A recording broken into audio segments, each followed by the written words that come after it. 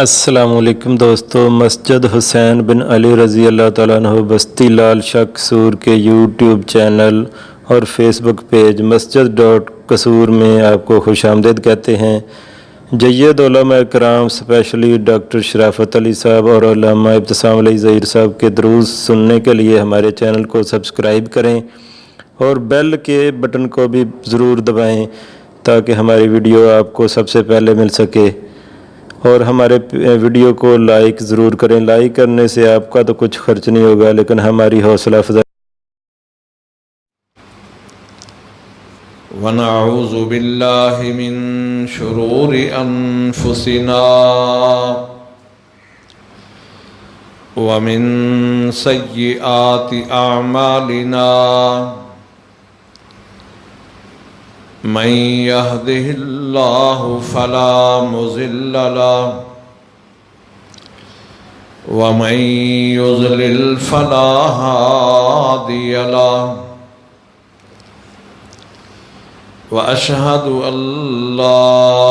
إله إلا الله وحده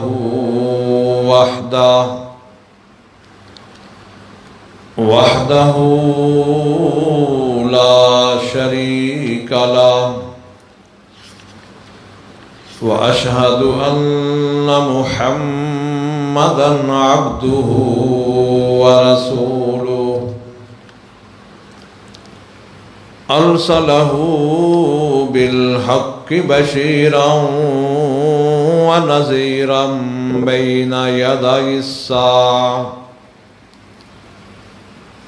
من يطع الله ورسوله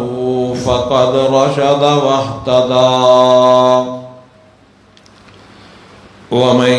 يعص الله ورسوله فقد ضل فغوى ونسأل الله ربنا أن يجعلنا ممن يطيعه ويطيع رسوله ويتبع رضوانه ويجتنب سخطه فإنما به وله أما بعد فإن خير الحديث كتاب الله وخير الهدي هدي محمد صلى الله عليه وسلم وشر الأمور محدثاتها وكل محدثة بدعة وكل بدعة ضلالة وكل ضلالة في النار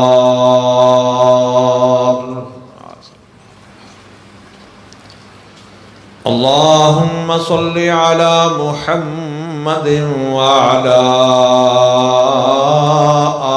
آل محمد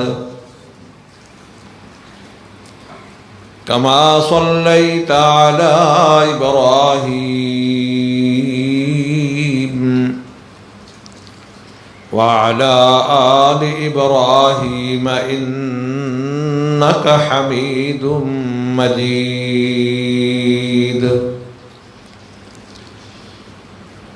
اللهم بارك على محمد وعلى آل محمد كما باركت على إبراهيم وعلى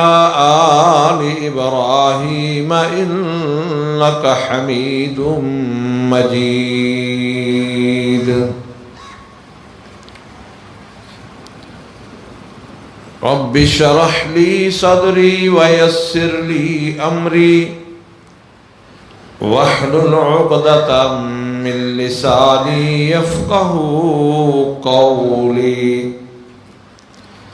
اللهم انفعنا بما علمتنا وعلمنا ما ينفعنا وزدنا علما اللهم وفقنا لما تحب وترضى. أعوذ بالله السميع العليم من الشيطان الرجيم. بسم الله الرحمن الرحيم. والذين جاهدوا فينا لنهدينهم سبلنا وإن الله لمع المحسنين.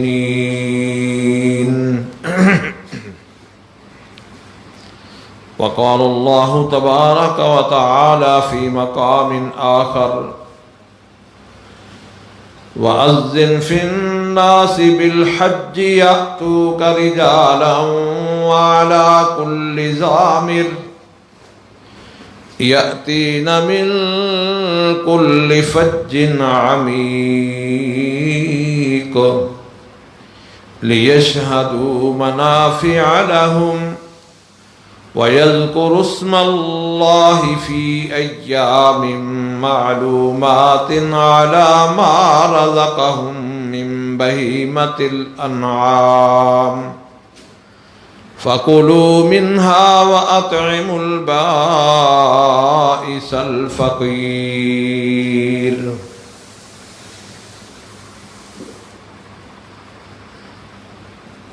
اندر کرنا انتظام ٹھیک ہے، کر لو. پھر برآمدے میں ہو جائیں بھائی، کیونکہ بارش آ گئی ہے. اور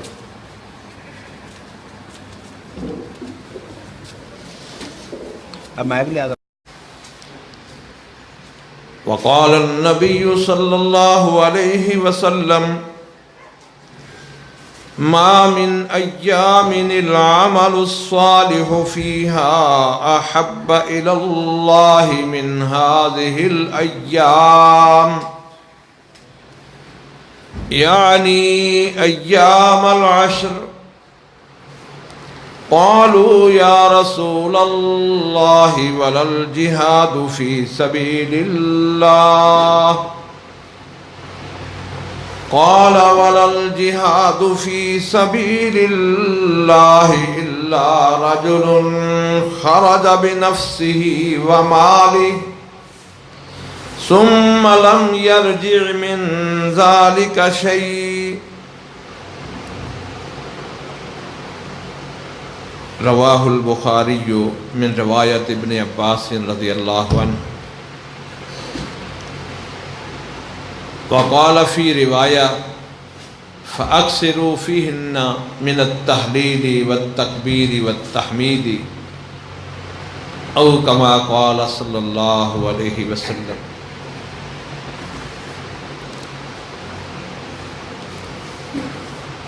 احباب گرامی قدر،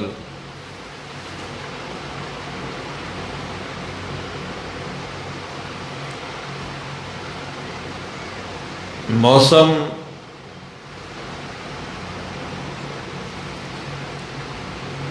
چونکہ آج کل بارش کا ہے،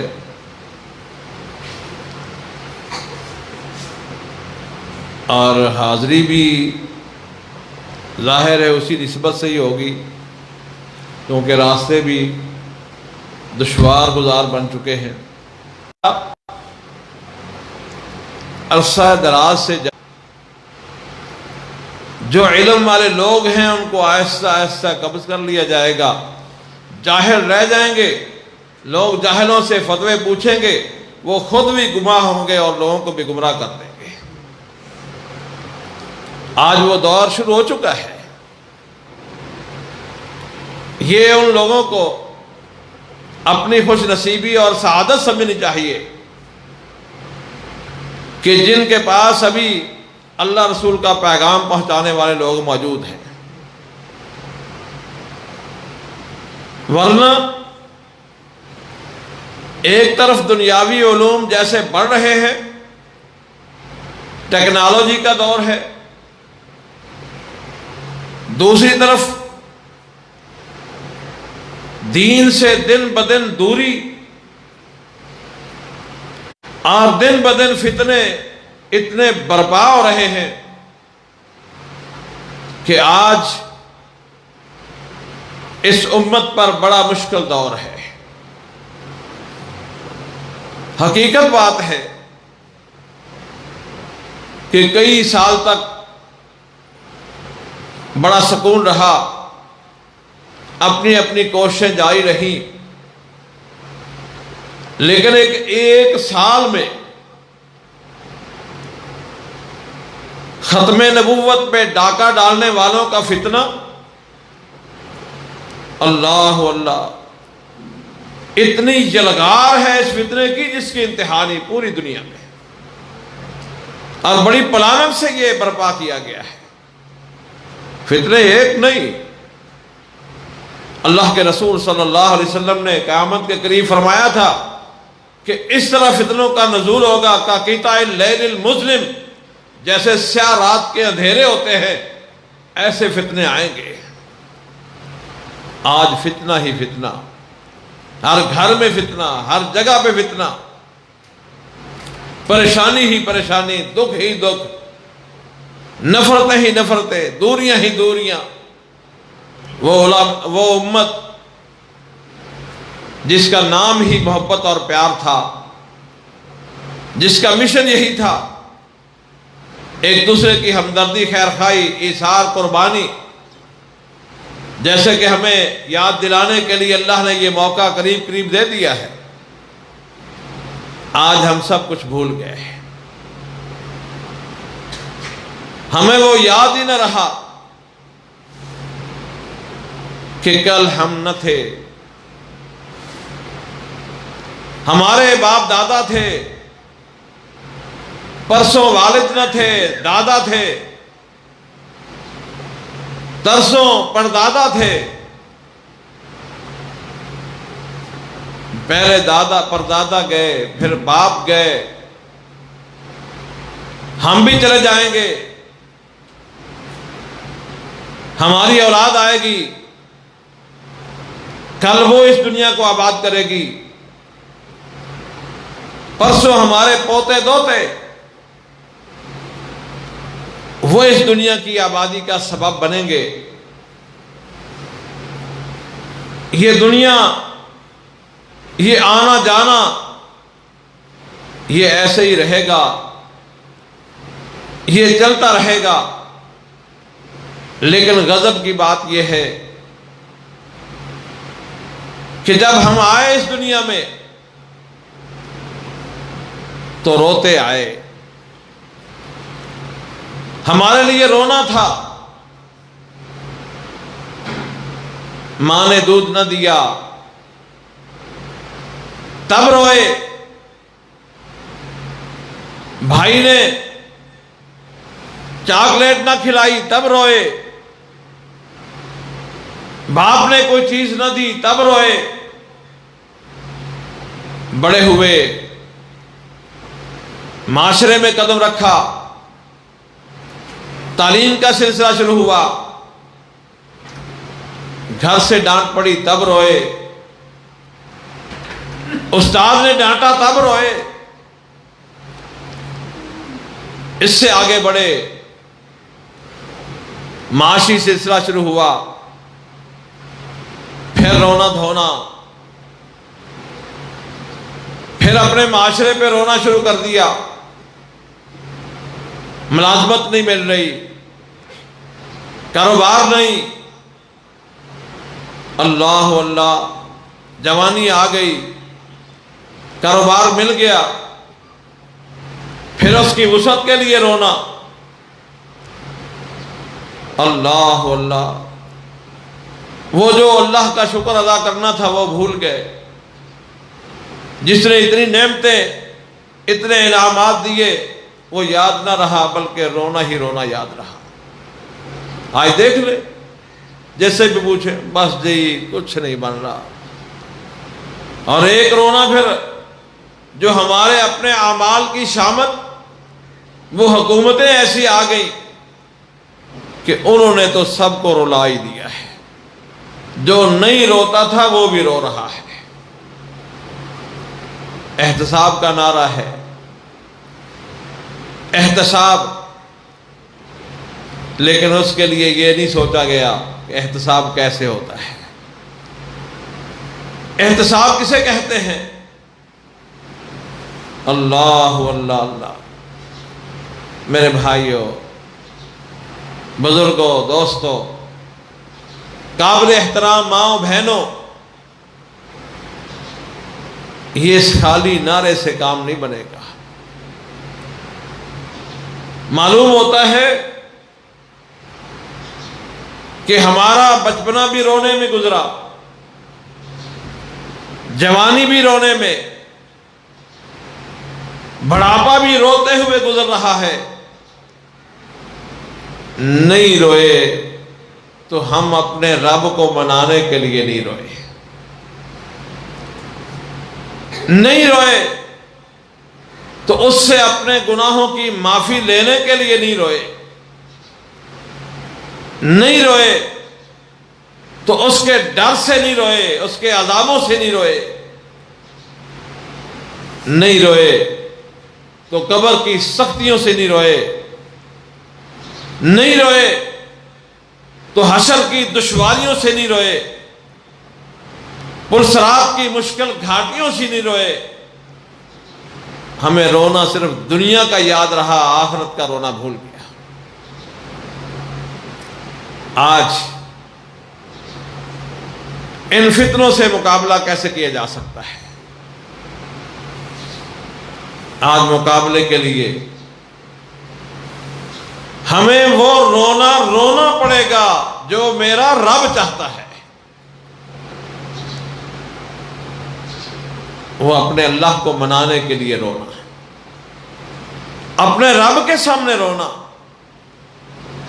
تاکہ وہ ہمیں ہمت دے، قوت دے، طاقت دے، ہمارے عمل میں بڑھوتری آئے اور ہم اس قابل ہو جائیں کہ جو دنیا میں فتنے برپا ہو رہے ہیں ہم ان کا مقابلہ کر سکیں۔ میرے بھائیوں، اللہ رب العالمین نے اس کے لیے ہم پہ مزید رحمتیں اور انعامات کیے۔ ہمیں اپنے ماننے کے لیے، جہاں وہ رب العالمین ہر رات خود اعلان فرماتا ہے، آسمان دنیا سے اعلان ہوتا ہے کوئی مجھ سے مانگنے والا، ہے کوئی مجھے منانے والا، اپنے گناہوں کی معافی مانگنے والا، میں اس کی زندگی کے سارے گناہ معاف کر دوں۔ ہر رات اعلان ہوتا ہے، لیکن اس کے باوجود پھر وہ ہمیں کچھ ایسی سعادت مند گھڑیاں عطا کر دیتا ہے، ایسے موسم دے دیتا ہے جہاں اس کی رحمتیں اتنی عام ہو جاتی ہیں، اتنی عام ہو جاتی ہیں کہ جو بھی اس کے در پہ آ جائے سب کو وہ معاف کر دیتا ہے۔ آج وہ دن آ رہے ہیں، وہ قریب قریب دن، وہ موسم قریب قریب، ابھی قریب ہی موسم بہار، نیکیوں کا موسم بہار رمضان المبارک گزرا، تھوڑے دنوں بعد اللہ نے دوسرا موسم عطا کر دیا۔ یہ موسم حج کا موسم، یہ حج والے مہینے، اللہ اللہ، آج ہم تو ان سے ویسے ہی بے خبر ہیں۔ کثرت ایسے لوگوں کی، انہیں پتہ ہی نہیں کہ ہم کن مہینوں سے گزر رہے ہیں۔ یہ حرمت والے مہینے، جن کی حرمت سے ہم بے خبر، لیکن جاہلی دور میں بھی ان کی پوری طرح تعظیم کی جاتی تھی۔ جاہلی دور میں جب یہ ابھی تک شریعت نافذ نہیں ہوئی تھی، آئی نہیں تھی، احکام نازل نہیں ہوئے تھے، قرآن نہیں آیا تھا، لیکن انہیں اس بات کا پتہ تھا کہ سال میں اللہ نے 4 مہینے حرمت والے بنائے ہیں، محرم اور رجب، ذوالقعدہ اور ذوالحجہ، یہ 4 مہینے حرمت والے ہیں۔ اب ذوالقعدہ گزر رہا ہے، آخری لمحات میں ہے، ذوالحجہ آنے والا ہے، حج والا مہینہ جس میں اسلام کا بہت بڑا رکن حج ادا کیا جاتا ہے، اور اس کے بعد محرم الحرام ہے۔ یہ 3 اکٹھے حرمت والے مہینے، ان کا اپنا مقام ہے، اپنی شان ہے، لیکن ان کے اندر پھر اللہ رب العالمین نے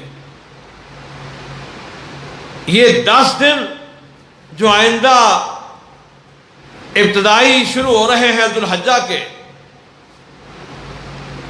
ان کو اللہ رب العالمین نے خاص اہمیت عطا فرما دی ہے۔ جس طرح کہ میں نے شروع میں یہ حدیث پڑھی ہے، حضرت عبداللہ بن عباس رضی اللہ عنہما بیان فرماتے ہیں کہ اللہ کے رسول صلی اللہ علیہ وسلم نے فرمایا، ما من ایام العمل الصالح احب الیہ من هذه الایام، یعنی ایام العشر، کہ اللہ رب العالمین کے ہاں دنیا جہان کے جتنے دن ہیں، ان دنوں میں سے سب سے افضل اور محبوب دن جن میں کیے ہوئے اعمال اللہ رب العالمین کو دوسرے دنوں کی نسبت سب سے زیادہ پیارے لگتے ہیں، وہ یہ 10 دن ہیں، ایام العشر۔ اللہ کے رسول صلی اللہ علیہ وسلم سے پوچھا جاتا ہے، آقا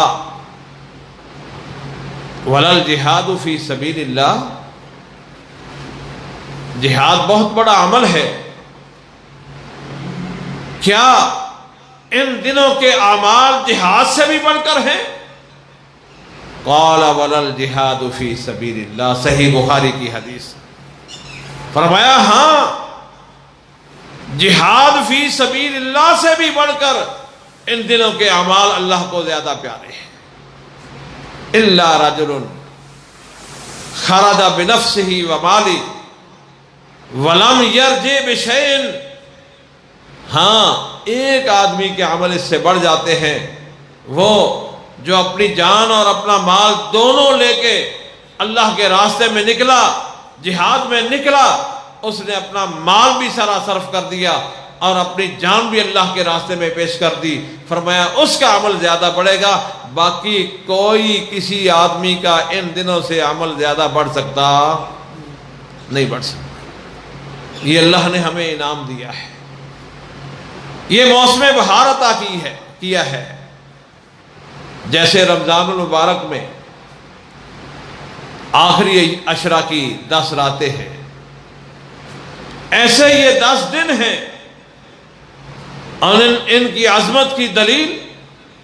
اللہ رب العالمین نے قرآن حکیم میں ان دنوں کی قسم اٹھائی ہے۔ ارشاد ہوتا ہے، والفجر ولیال عشر والشفع والوتر واللیل اذا یسر۔ اللہ رب العالمین نے ذو الحجہ کی 9ویں تاریخ کی قسم اٹھائی، پھر ان 10 دنوں کی 10 راتیں کہا ہے، مراد 10 دن ہیں، ان 10 دنوں کی قسم اٹھائی۔ اور رب العالمین کا کسی چیز کا قسم اٹھانا یہ اس کی عظمت کی دلیل ہے، اللہ کے ہاں وہ بہت عظیم ہے۔ اللہ اکبر، اللہ اکبر۔ تو آئیے میں اور آپ ان دنوں میں خصوصاً اپنے روٹھے ہوئے رب کو منائیں، اس کے سامنے روئیں، گڑ گڑائیں، عاجزی کا دامن پھیلائیں، توبۃ نصوحا کریں، سچی توبہ کر لیں، آئندہ گناہ نہ کرنے کا عزم بالجزم کریں،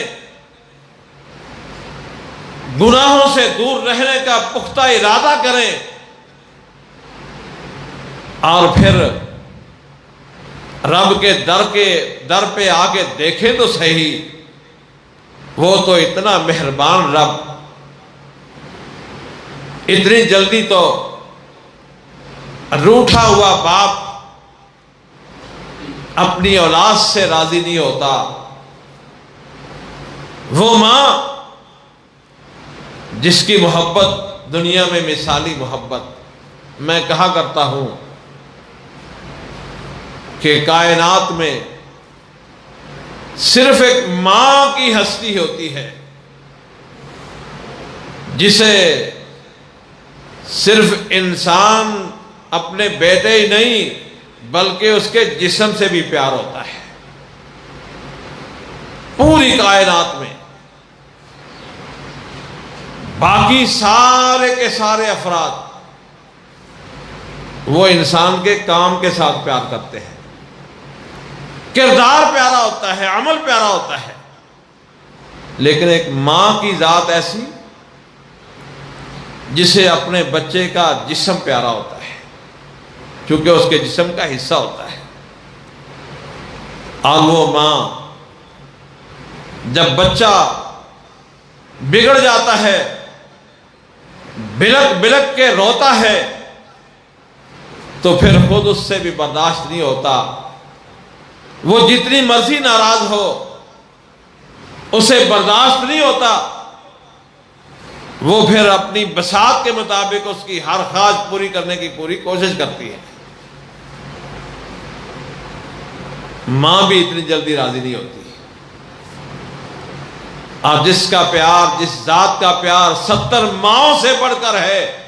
وہ کیوں نہ مجھ سے اور آپ سے پیار کرے گا، وہ کیوں نہ میری اور آپ کی توبہ قبول کرے گا۔ آئیں تو صحیح، اللہ اللہ ان دنوں میں ہم سب مل کے اپنے رب کو منائیں، اپنے گناہوں کی معافی مانگیں، اور یہ وہ دن ہیں جن دنوں میں ایک عبادت نہیں، حافظ ابن حجر رحمہ اللہ نے فتح الباری میں بڑی وضاحت کے ساتھ یہ بیان کیا ہے کہ یہ ایسے دن ہیں جن میں امہات العبادات جمع ہو جاتی ہیں، بہت ساری عبادتیں، سب سے بڑی عبادت حج اور عمرہ ہے جو قریب قریب آ رہا ہے۔ حج اور عمرہ، العمرۃ للعمرۃ کفارۃ لما بینہا، صحیح بخاری کی حدیث ہے، اللہ کے رسول صلی اللہ علیہ وسلم نے ایک عمرے سے لے کر دوسرے عمرے تک درمیانی جتنی خطائیں ہیں، جتنی غلطیاں ہیں، جتنی برائیاں ہیں، جتنے گناہ ہیں، سب کا کفارہ اور بدلہ بتلایا ہے کہ ایک عمرے سے دوسرا عمرہ یہ درمیانی سارے گناہوں کا کفارہ بن جاتا ہے۔ والحج المبرور لیس لہ الجزاء الا الجنہ، میرے پاک پیغمبر صلی اللہ علیہ وسلم کا ارشاد گرامی کہ حج جو ہے نا اس کا بدلہ ہی اللہ نے جنت رکھا ہے، جنت کے سوا اس کا اور کوئی بدلہ ہی نہیں ہے۔ اللہ سے دعا ہے کہ رب العالمین مجھے اور آپ کو اپنے گھر کی زیارت نصیب فرمائے، حج کا فریضہ ادا کرنے کی توفیق دے، بار بار اپنے گھر کی زیارت نصیب فرمائے۔ دوسرا عمل ان دنوں میں وہ ہے روزہ رکھنا۔ روزہ ہمارے معاشرے میں اس کا رواج نہیں ہے۔ عرب معاشرے میں چلے جائیں نا، ہمارے تو اللہ نے 4 موسم دیے ہوئے ہیں، شدت کا ایک ہی موسم ہے نا، ایک ہی موسم ہے شدت کا، باقی 3 موسموں میں روزہ رکھنا مشکل نہیں ہے۔ لیکن وہاں عرب میں سارا سال گرمی، موسم کی شدت سارا سال، اس کے باوجود وہاں روزہ رکھا جاتا ہے۔ حرمین میں جائیں، آپ کو ہر سوموار کو، ہر جمعرات کو پورا سال افطاری کا اہتمام ملے گا، پورا سال۔ اس لیے کہ انہوں نے اللہ کے نبی صلی اللہ علیہ وسلم سے یہ سبق لیا ہوا تھا کہ آپ ہر سوموار کا روزہ رکھتے تھے، ہر جمعرات کا روزہ رکھتے تھے، ایام 20 کے روزے رکھتے تھے، چاند کی 13، 14 اور 15 تاریخ، اور ایک روزہ اللہ کی راہ میں رکھنا۔ فرضی روزے کا تو اللہ فرماتے ہیں الصوم لی وانا اجزی بہ، اس کا ثواب تو کسی فرشتے کے پاس بھی اتنی طاقت نہیں کہ وہ اس کا ثواب لکھ لے، چونکہ یہ خالص میرے لیے عمل ہے، اس کی جزا اور بدلہ میں ہی دوں گا۔ لیکن جو روزہ نفلی روزہ ہے، صحیح بخاری کی روایت، اللہ کے رسول صلی اللہ علیہ وسلم نے فرمایا من صام یوما ابتغاء وجہ اللہ، اللہ اللہ، جس شخص نے، مرد و عورت نے، بڑے چھوٹے نے، اللہ کو راضی کرنے کے لیے، اپنے رب کی رضا کے لیے ایک روزہ رکھا، ایک روزہ، بعد اللہ وجہہ عن النار 70 خریفا، ایک روزے کے بدلے میں رب العالمین اس شخص کو جہنم کی آگ سے اتنا دور کر دیتے ہیں جتنا 70 سال سفر کیا جائے،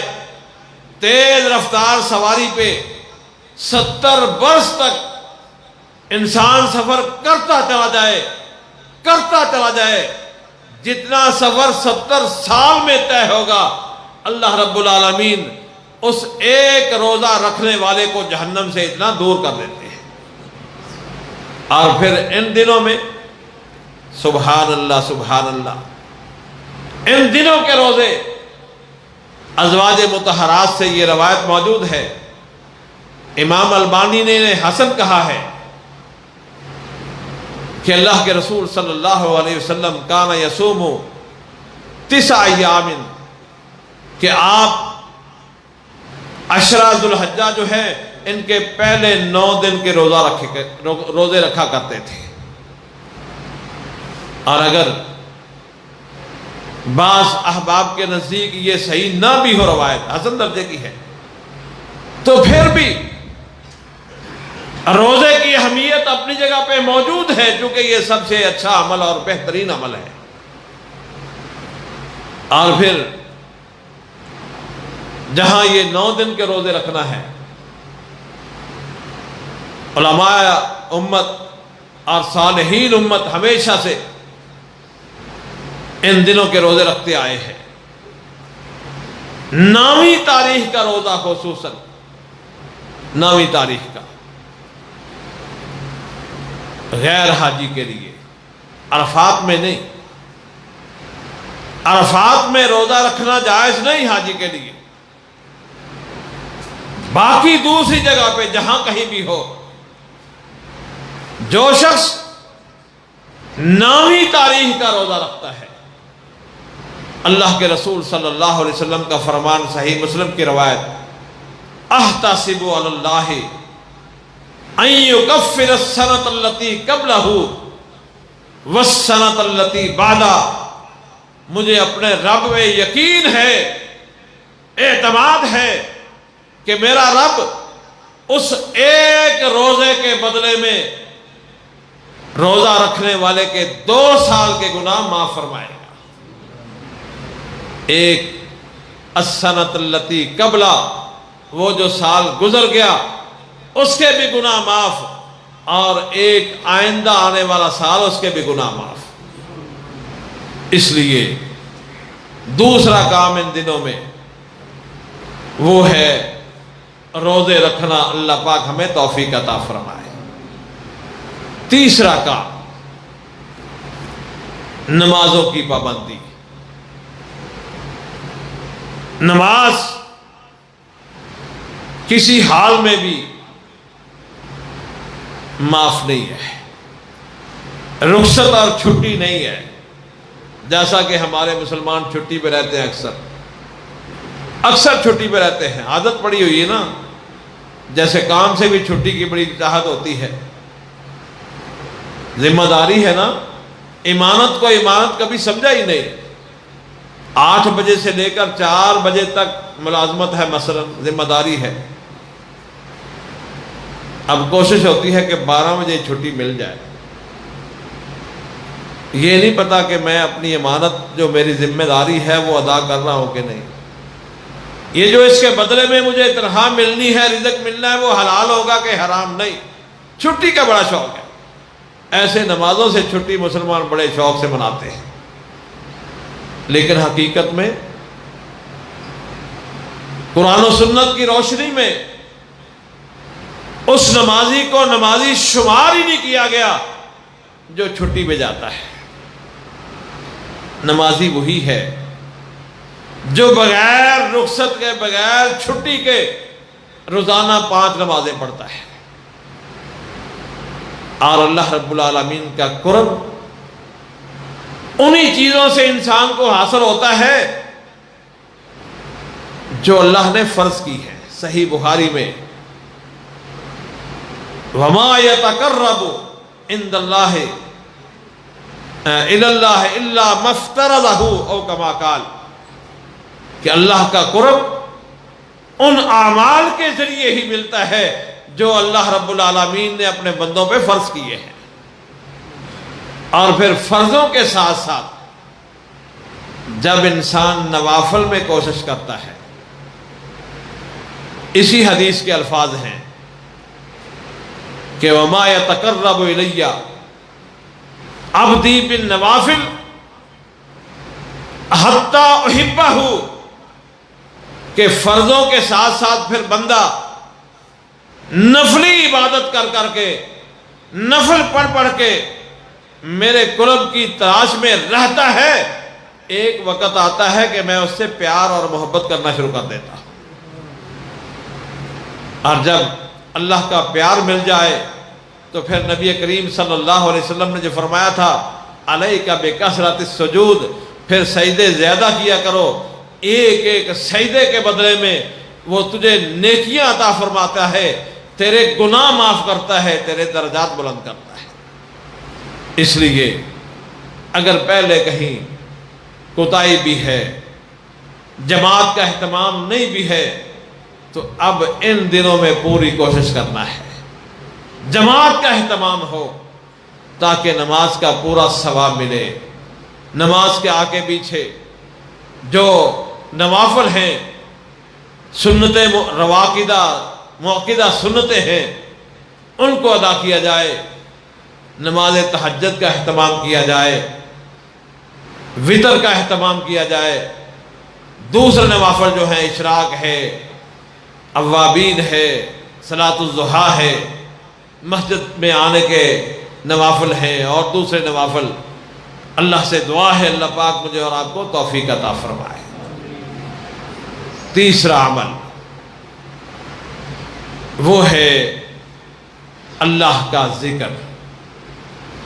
ذکر تو ہر وقت کرنا چاہیے، ہر ٹائم انسان کی زبان اللہ کے ذکر سے لبریز رہنی چاہیے۔ اللہ کے نبی صلی اللہ علیہ وسلم نے تو اپنی دعاؤں میں ہر روز مانگا ہے، اللہ شکر کرنے والا دل دے دے اور ذکر کرنے والی زبان عطا فرما دے۔ ہر روز مانگا ہے، ہمیں بھی اپنے رب سے مانگنا چاہیے، لیکن ان دنوں کے فضیلت کی نسبت سے آپ نے فرمایا فَأَكْثِرُوا فِيهِنَّ مِنَ التَّحْلِيلِ وَالتَّكْبِيرِ وَالتَّحْمِيدِ، ان دنوں میں کثرت سے لا الہ الا اللہ پڑھا کرو، کثرت سے اللہ اکبر کا وظیفہ کیا کرو، کثرت سے الحمدللہ پڑھا کرو۔ اور یہ وظیفے ایسے نہیں ہیں عام نہیں ہے۔ اللہ کے رسول صلی اللہ علیہ وسلم جب معراج پہ گئے نا تو سیدنا ابراہیم علیہ السلام سے ملاقات ہوئی۔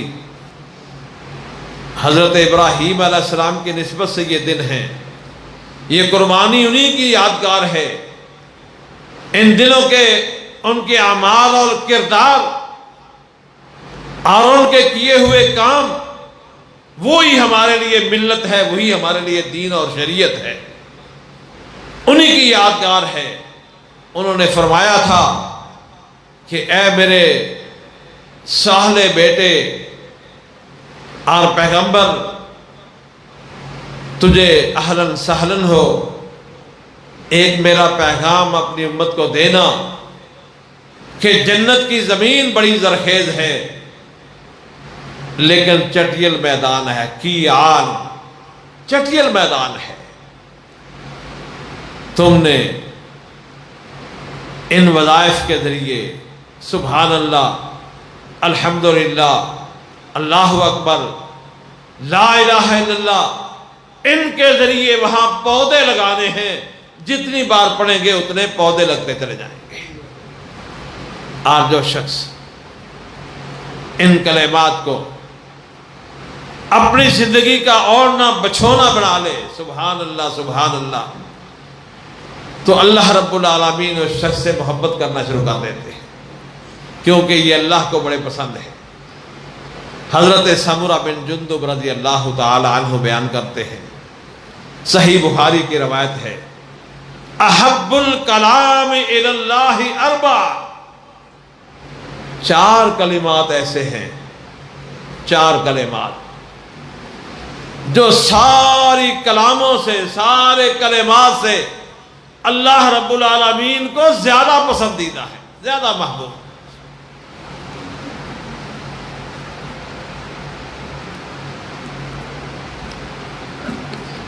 کون سے ہیں وہ کلمات؟ سبحان اللہ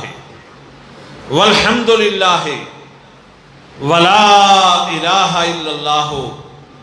واللہ اکبر۔ مشکل تو نہیں ہے، آسان سے کلمات کہہ لو ذرا، سبحان اللہ والحمدللہ ولا الہ الا اللہ واللہ اکبر۔ یہ 4 کلمات اللہ کو سب سے زیادہ پسندیدہ۔ اللہ اللہ اللہ، ایک ایک کلمے کے بدلے میں 10 گناہ معاف، 10 نیکیاں اور 10 درجات بلند۔ اور جس نے آخر میں الحمدللہ رب العالمین پڑھ لیا اسے 30 نیکیاں اور مل گئی۔ سبحان اللہ سبحان اللہ۔ اور پھر یہی وہ کلمات ہیں جن کے بارے میں میرے اور آپ کے پیر و مرشد امام الانبیاء، سید الانبیاء، خاتم النبیین، احمد مجتبی، حضرت محمد الرسول اللہ صلی اللہ علیہ وسلم کا ارشاد گرامی کہ احب الیہ مما طلعت علیہ الشمس۔ صحیح مسلم کی روایت ہے کہ یہ وہی کلمات ہیں، وہی پیارے کلمات ہیں، اگر ان کلمات کے بدلے میں ایک طرف مجھے وہ دنیا مل جائے جس کائنات پہ رب کا سورج طلوع ہوتا ہے، جہاں سے طلوع ہوا جہاں جا کے غروب ہوا، ایک طرف وہ ساری دنیا، ساری دولت، ساری سہولت، ساری حکومت، سب کچھ مل جائے، اور ایک طرف یہ 4 کلمات ہوں، فرمایا یہ ساری دنیا سے 4 کلمات مجھے زیادہ پیارے ہیں۔ احب الیہ، مجھے زیادہ پسندیدہ، سبحان اللہ والحمدللہ ولا الہ الا اللہ واللہ اکبر۔ اور ترمذی کی روایت میں اس کے ساتھ 5واں کلمہ بھی ہے جو وہ پڑھ لے، فرمایا اگر بندے کے پڑھنے والے کے گناہ سمندر کی جھاگ کے برابر کیوں نہ ہوں، اللہ سارے معاف کر دیتا ہے۔ وہ کیا ہے؟ سبحان اللہ والحمد للہ ولا الہ الا اللہ واللہ اکبر ولا حول ولا قوت الا باللہ۔ پڑھ لیں ذرا، سبحان اللہ والحمد للہ ولا الہ الا اللہ واللہ اکبر ولا حول ولا قوت الا باللہ۔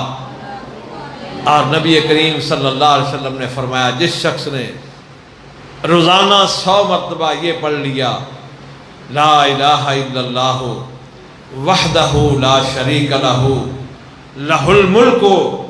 ولہ الحمد وہو علی کل شیء قدیر، فرمایا جس نے یہ 100 مرتبہ پڑھ لیا، اللہ رب العالمین اسے 10 غلام آزاد کرنے کا ثواب عطا فرماتے ہیں۔ اور ایک روایت میں ہے کہ وہ 10 غلام من ولد اسماعیل، سیدنا اسماعیل علیہ السلام کی اولاد میں سے۔ سبحان اللہ سبحان اللہ۔ حضرت اسماعیل علیہ السلام ابراہیم علیہ السلام کے بیٹے، جن کی قربانی کی نسبت ہم نے قربانیاں کرنی ہیں، ان کی اولاد میں سے بنائے ہوئے غلام سب سے مہنگے اللہ اللہ اللہ،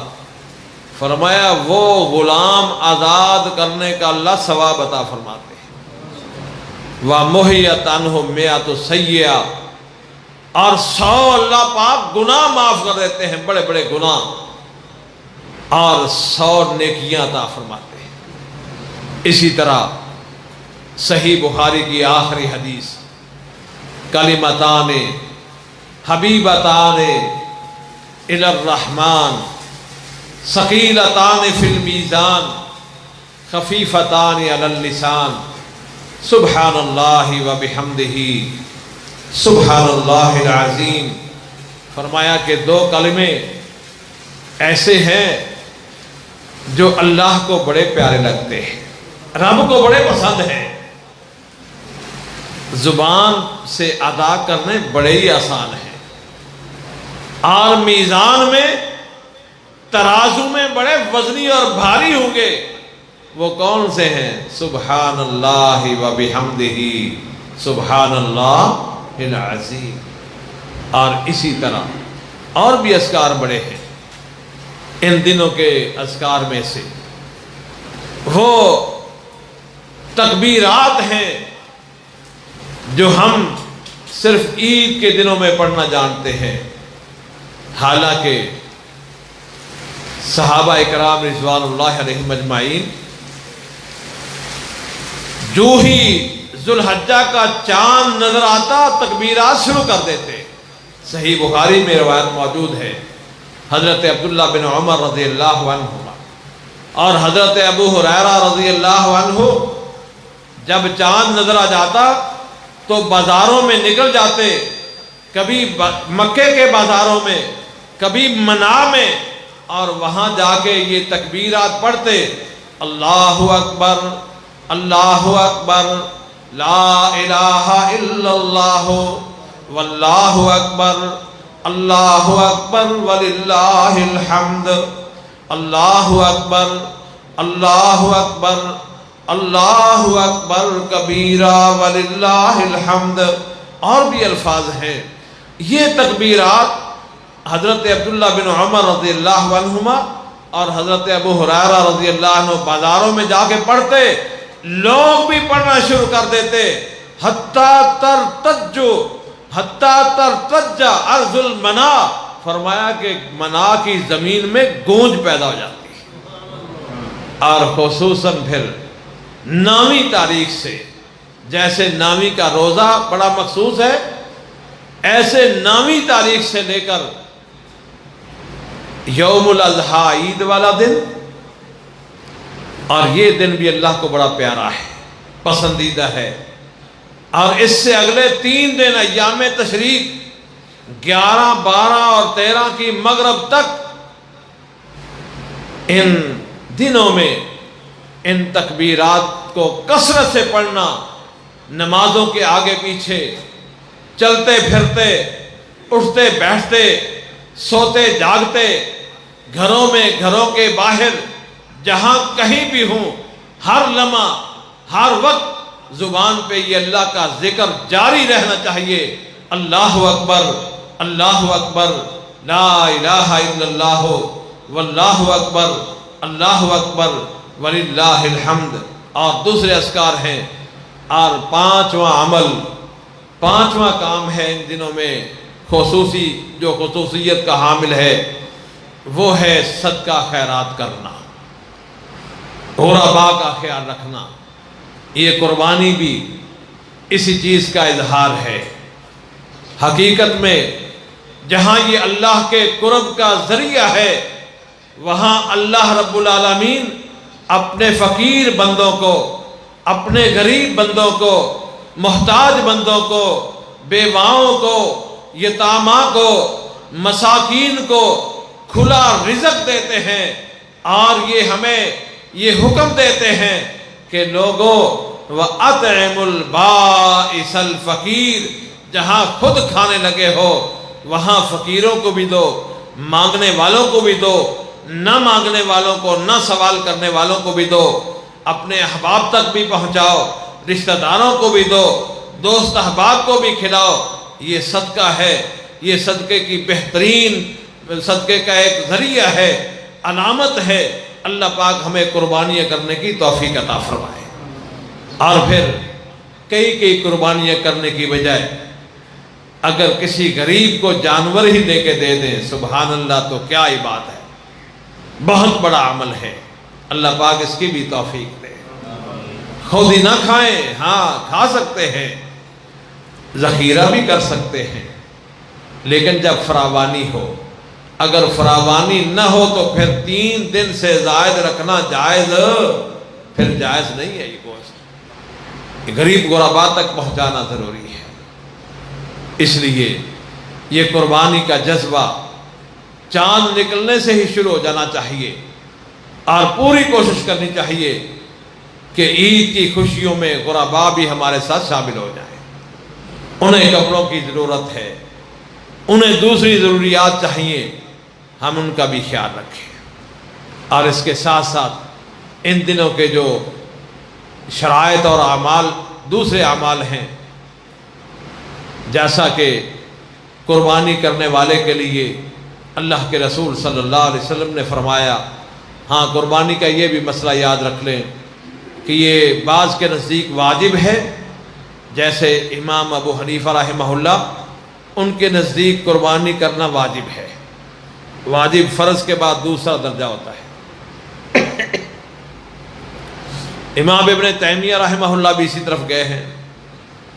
امام مالک رحمہ اللہ بھی وجوب کے قائل ہیں، اور باقی ائمہ کے نزدیک امام شافعی رحمہ اللہ، امام احمد ابن حنبل رحمہ اللہ، امام لیث، امام اوزاعی اور دوسرے ائمہ کرام،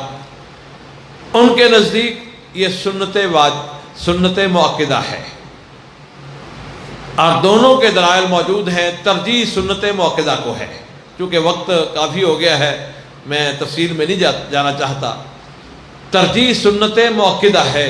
اگر کوئی نہ کرے تو وہ گنہگار نہیں ہوگا، لیکن اللہ کے رسول صلی اللہ علیہ وسلم نے رغبت اتنی دلائی ہے، فرمایا من وجد ساعتن، جو شخص وسعت پاتا ہے، اس کے پاس قربانی کرنے کے وسائل ہیں، لیکن پھر وہ قربانی نہیں کرتا، فلا یقربن مصلانا، وہ ہماری عیدگاہ میں عید پڑھنے کے لیے نہ آئے۔ اور دوسری حدیث میں کہ ہر گھر والے پر ہر سال ایک قربانی کرنا ہے، یہ حسن درجے کی روایت ہے۔ اور تیسری دلیل کہ اللہ کے رسول صلی اللہ علیہ وسلم جتنی دیر تک مدینہ منورہ میں ٹھہرے ہیں، ہر سال قربانی کرتے رہے ہیں، اور ایک نہیں بلکہ 2 مہینے قربانی کرتے رہے ہیں۔ ایک اپنی طرف سے اور ایک اپنی امت کی طرف سے۔ اور حج کے موقع پر اللہ کے رسول صلی اللہ علیہ وسلم نے 1 2 3 نہیں، اپنی طرف سے 100 اونٹ قربان کیے تھے اور ازواج مطہرات کی طرف سے 1 گائے ذبح کی تھی۔ اس لیے قربانی کی وسعت ہونے کے ساتھ ساتھ پوری کوشش کرنی چاہیے، اور جانور خریدتے وقت جو شرائط شریعت نے لگائی ہیں ان کا پورا لحاظ رکھنا چاہیے۔ 4 لا تجوز فی الاضاحی، 4 قسم کے جانور ایسے ہیں جو قربانی نہیں لگتے۔ پہلا الارجاء البین عورھا ضلعھا، وہ لنگڑا جانور جس کا لنگڑا پن ظاہر ہو۔ دوسرا وہ بھینگا کانا اندھا جانور جس کی آنکھیں خراب ہوں، جس کا بھینگا پن ظاہر ہو۔ اور تیسرا بیمار، اور چوتھا بوڑھا جانور۔ اور یہاں یہ بات بھی یاد رکھیں، جانور خریدنے کے بعد اکثر بیمار ہو جاتے ہیں۔ خریدنے کے بعد اگر کوئی بیمار ہو جائے تو کوئی حرج نہیں، لیکن جب خریدیں اس وقت تندرست توانا صحیح جانور ہونا چاہیے۔ حضرت علی المرتضیٰ رضی اللہ تعالی عنہ کی روایت کے مطابق ان کے کان اور سینگ بھی لازماً دیکھنی چاہیے کہ سینگ بھی ٹوٹا ہوا نہ ہو اور کان بھی نہ چرے ہوئے ہوں آگے پیچھے لمبائی میں چوڑائی میں، اور نہ ان کے اندر سوراخ ہو۔ اور دوسری شرط، اللہ کے رسول صلی اللہ علیہ وسلم نے فرمایا من اراد ان یضحی فلا یاخذن من شعرہ ولا من اظفارہ۔ صحیح مسلم کی اور بھی روایات ہیں۔ اللہ کے رسول صلی اللہ علیہ وسلم کا ارشاد گرامی حضرت ام سلمہ رضی اللہ عنہ بیان کرتی ہیں، آپ نے فرمایا کہ جو شخص قربانی کرنے کا ارادہ رکھتا ہے، اب چاند نظر آ جائے تو چاند نظر، ذوالحجہ کا چاند نظر آنے کے بعد وہ اپنے جسم سے نہ کسی قسم کا کوئی بال اکھیڑے یعنی حجامت کرے اور نہ اپنے ناخن اتارے۔ یہ قربانی کرنے والے پر پابندی ہے۔ اللہ سے دعا ہے کہ اللہ کریم ہمیں ان دنوں کی سعادت حاصل کرنے کی توفیق عطا فرمائے، اور ہم سب کو اپنے روٹھے ہوئے رب کو منانے کی اللہ پاک توفیق دے، اور وہ طریقہ رب العالمین ہمیں دے دے کہ ہم راتوں کو بھی اٹھیں اپنے رب کو منائیں، دن کے وقت بھی اس کے آگے گڑ گڑائیں، ہر وقت اس کا ذکر اپنی زبان پہ لائیں تاکہ ہمارا رب راضی ہو جائے، اور ہمارے اوپر آنے والے جو دن ہیں، جو منازل ہیں، فتنے ہیں، اللہ رب العالمین ان سے ہمیں نجات عطا فرما دے۔ وآخر دعوانا ان الحمد للہ رب العالمین۔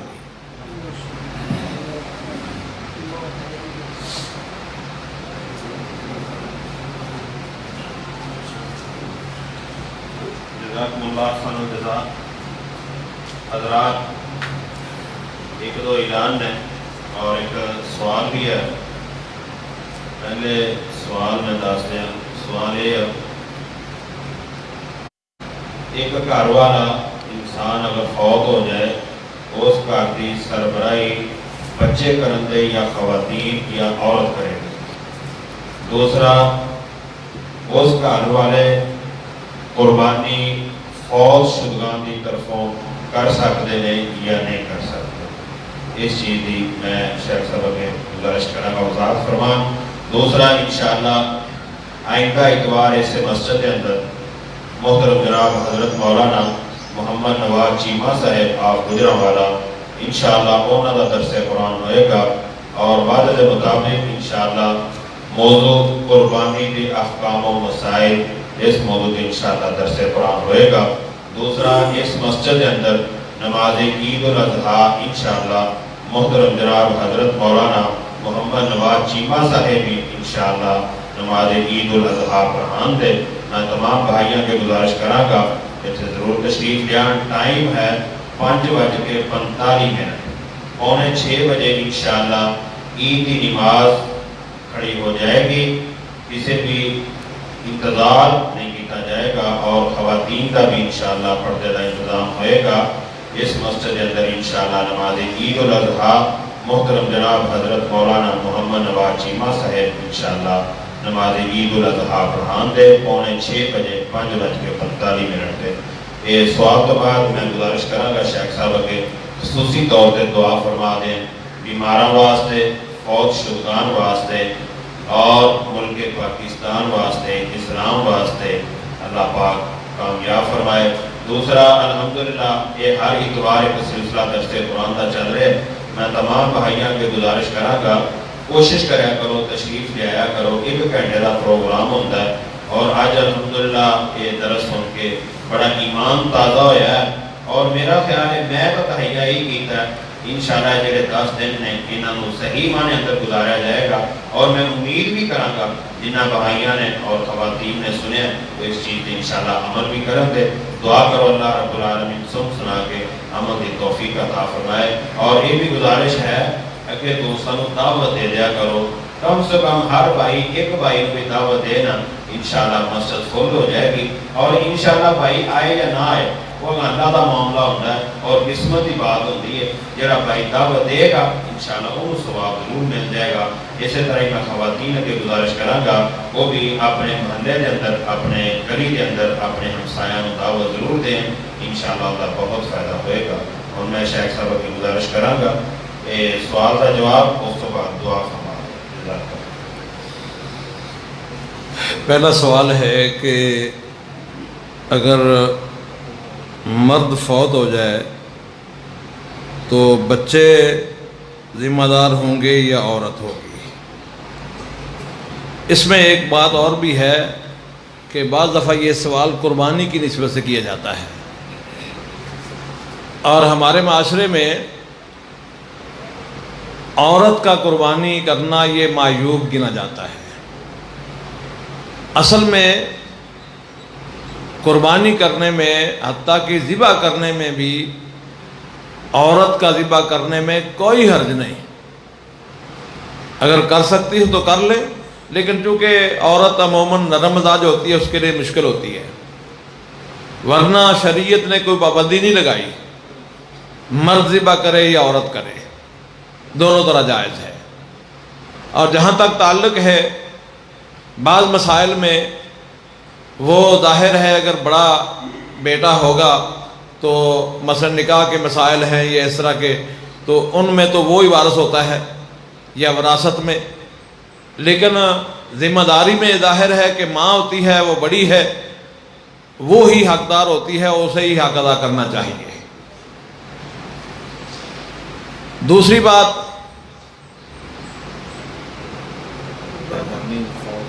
فوت شدہ کی طرف سے قربانی،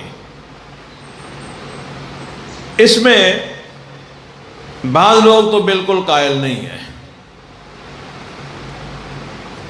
لیکن حدیث سے اس کا ثبوت ضرور ملتا ہے۔ جیسا کہ میں نے ابھی ایک روایت کے کچھ الفاظ بولے تھے کہ اللہ کے نبی صلی اللہ علیہ وسلم 2 قربانیاں کرتے تھے، صحیح بخاری کی روایت ہے یہ اور اس میں یہ دلیل موجود ہے، ایک اپنی طرف سے اور ایک اپنی امت کی طرف سے، اور امت آپ کی موجودگی میں کتنی فوت بھی ہو چکی تھی اور ابھی تک آ رہی، قیامت تک آنی ہے، سب کی طرف سے ہے۔ بات سمجھ آ رہی ہے نا؟ اس لیے موجود جو تھی ان کے لیے بھی تھی اور جو نہیں موجود تھی ان کے لیے بھی، اس لیے فوت شدہ کی طرف سے یہ بہت بڑی دلیل ہے۔ اور یہاں علماء نے 3 موقف اختیار کیے ہیں، وہ بحث کافی لمبی ہے، ویسے رات ہی میں دیکھ رہا تھا اس بحث کو، جس کا خلاصہ یہ ہے کہ فوت شدہ کی طرف سے جب آپ قربانی کریں تو اس میں اپنا حصہ بھی شامل کر لیں۔ مثلا میں اپنے والد کی طرف سے قربانی کرنا چاہتا ہوں تو اس قربانی میں یہ نیت کر لوں کہ یہ میرے اور میرے ماں اور باپ کی طرف سے ہے، اس میں کسی عالم کا کوئی اختلاف نہیں ہے، اس میں کسی کا کوئی اختلاف نہیں، یہ بھی جائز اور درست ہے۔ دوسرا ہے کہ صرف فوت شدہ کی طرف سے کیا جائے، اور یہ بھی جائز ہے، یہ بھی جائز ہے، لیکن اس بارے میں اکثر علماء یہ کہتے ہیں کہ پھر اس کو اپنے گھر میں استعمال نہ کرے بلکہ وہ سارے کا سارا صدقہ کر دے، سارے کا سارا صدقہ کر دے۔ اور تیسرا موقف جو ہے وہ ہے اس کے بین وہ کہتے ہیں کہ گھر بھی کھا سکتے ہیں اور زیادہ صدقہ کرنا چاہیے۔ جواز کے اکثر علماء قائل ہیں، اس لیے فوت شدہ کی طرف سے قربانی جائز ہے، درست ہے، لیکن بہتر یہی ہوتا ہے کہ کئی گھروں میں ہم نے دیکھا ہے، پچھلے سال یہ معاملہ میرے سامنے پیش آیا تھا کہ بعض لوگوں نے اپنی قربانی نہیں کی، اپنے باپ کی طرف سے یا فوت شدہ اپنی ماں کی طرف سے یا کسی بڑے کی طرف سے کر دی ہے، ایک نے قربانی کی طرف۔ میں نے کہا دیکھو پہلے آپ کی ذمہ داری ہے، پہلے زندہ کی ذمہ داری ہے، حج بدل ہے نا، پہلے اپنا حج کیا ہوگا پھر ہی دوسرے کا کریں گے، اس میں بھی قربانی ہے، حج میں بھی پہلے اپنا کریں گے پھر دوسرے کا کریں گے، ایسے پہلے اپنی ضروری ہے، پہلے اپنی طرف سے کر، پھر بابا جی آدم علیہ السلام کو چھوڑ کے سارے انبیاء کی طرف سے کر دیں، یہ اچھا درست کام نہیں ہے۔ سب سے بہتر طریقہ یہی ہے کہ اگر قربانی کا جانور ایک ہی ہے تو اس کو اپنی طرف سے بھی نسبت کر لے اور اپنے فوت شدگان کو بھی ساتھ ملا لے۔ اللہ سے دعا ہے کہ اللہ پاک ثواب میں ہم سب کو شامل فرما دے، اور یہ بڑا اچھا طریقہ ہے، اس میں کسی عالم کا اختلاف بھی نہیں ہے۔ یہ اور کوئی؟ بسم اللہ الرحمن الرحیم وَإِلَٰهُكُمْ إِلَٰهٌ وَاحِدٌ لا الہ الا هو الرحمن الرحیم یا رب ولک الحمد کما ینبغی لجلال وجہک وعظیم سلطانک اللہم صلی علی محمد وعلی آل محمد کما صلیت علی ابراہیم وعلی آل ابراہیم انک حمید مجید اللہم بارک علی محمد وعلی آل محمد کما بارکت علی ابراہیم وعلی آل ابراہیم انک حمید مجید۔ اے اللہ ہم گنہگار ہیں، خطا کار ہیں، مولا کریم اپنی رحمت سے ہمارے گناہ معاف فرما، اے اللہ ہماری خطاؤں سے درگزر فرما، مولا کریم ہمارے کبیرہ صغیرہ گناہ معاف فرما۔ مولا کریم تیرے بندے تیرے سامنے ہاتھ پھیلائے بیٹھے ہیں، اللہ اپنی رحمت سے ہمارے جھولیوں کو اپنی بخششوں سے معمور فرما، اے اللہ ہمارے گھروں کو اپنی برکات سے بھرپور فرما، اے اللہ ہمارے دلوں کے اندر الفت پیدا فرما، ایک دوسرے کے خیر خواہ بنا، اے اللہ ہمدردی اور ایثار کا جذبہ عطا فرما، اے اللہ امت پہ رحم فرما، اے اللہ اپنے محبوب کی امت پہ رحم فرما، اے اللہ نفرتیں دور فرما، کدورتیں اور بغض دور فرما، اے اللہ حسد کی بیماری سے ہم سب کو محفوظ فرما، اے اللہ نفرتوں کو محبتوں میں تبدیل فرما، اے اللہ ایمانی محبت نصیب فرما، اے اللہ ایک دوسرے کے خیر خواہ بنا، اے اللہ فرقہ بندی کی لعنتوں سے محفوظ فرما، اے اللہ سب مسلمانوں کو متحد متفق بنا، اے اللہ جتنے بھی تیرے بندے پریشان حال ہیں سب کی پریشانیاں دور فرما، اے اللہ جو رزق کی تنگیوں میں مبتلا ہیں رزق حلال واسع عطا فرما، اے اللہ حرام کی روزی سے ہم سب کو بچا، اے اللہ جو تیرے بندے بیمار ہیں مرد عورتیں بچے بوڑھے گھروں میں ہسپتالوں میں جہاں کہیں بھی بیمار ہیں اللہ کریم سب کو صحت یاب فرما،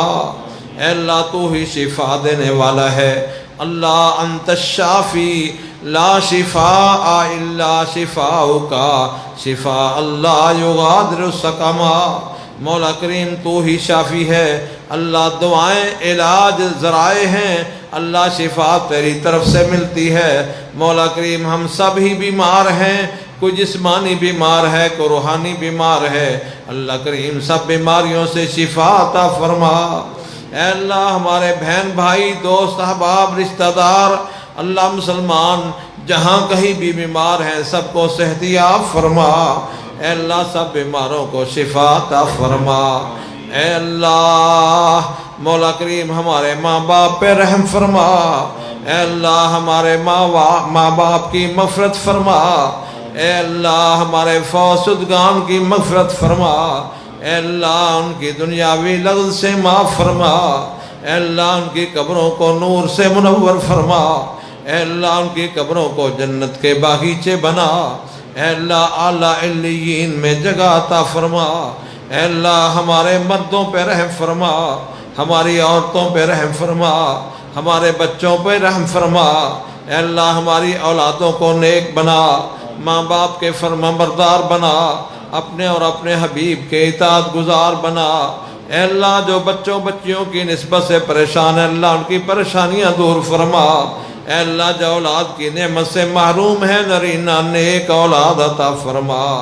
اے اللہ اپنی رحمت سے اپنے بندوں پہ خاص رحمتیں فرما، اے اللہ سب کے گناہ معاف فرما، اے اللہ مسلمانوں کی مدد فرما، اے اللہ مسلمانوں کی حفاظت فرما، اے اللہ عالم اسلام کی حفاظت فرما، حرمین شریفین کی حفاظت فرما، اے اللہ ہمارے ملک کی حفاظت فرما، اے اللہ جتنے بھی فتنے آج اس پہ برپا ہیں اللہ سب سے نجات عطا فرما، اے اللہ خوشحالیاں عطا فرما، اے اللہ تنگیاں دور فرما، مہنگائی کی بلاؤں سے بچا، اے اللہ خوشحالیاں عطا فرما، مولا کریم مسلمانوں کی مدد فرما، اے اللہ مسلمانوں کی مدد فرما، اے اللہ اسلام کو غالب فرما، اے اللہ جتنے بھی تیرے بندے نیک حاجات لے کے آئے ہیں سب کی نیک حاجات پوری فرما، اے اللہ جن احباب نے دعا کی درخواست کی ہے اللہ ان سب کی نیک حاجات پوری فرما، سبحان ربک رب العزت عما یصفون وسلام علی المرسلین والحمد للہ رب العالمین۔